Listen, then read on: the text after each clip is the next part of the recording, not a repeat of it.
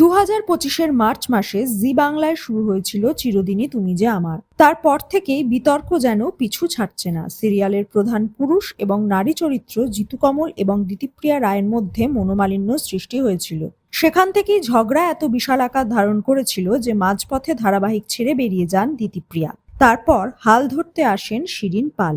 শিরিন এবং জিতু কমলের সম্পর্ক বন্ধুত্বপূর্ণ হলেও দিতিপ্রিয়া সরে যাওয়ার পর টিআরপি ক্রমশ নিম্নগামী হয়ে পড়ে। মাঝে শোনা গেছিল বন্ধ হয়ে যাবে চিরদিনই তুমি যে আমার। জিতু এবং দিতিপ্রিয়া এর মাধ্যমেই অনেকদিন পর ছোট পর্দায় ফিরেছিলেন, তাই তাদের অনুরাগীরাও তাদের ছোট পর্দায় দেখার জন্য মুখিয়ে ছিলেন। জুটি ভাঙার পর টুইস্ট এলেও সেরকম কোনো লাভ হয়নি। জি বাংলার পাইপলাইনে আছে নতুন প্রজেক্ট অন্নপূর্ণা লক্ষ্মীরা। এর মাঝেই এবারও ধারাবাহিক শেষ হওয়ার খবর শোনা গেল।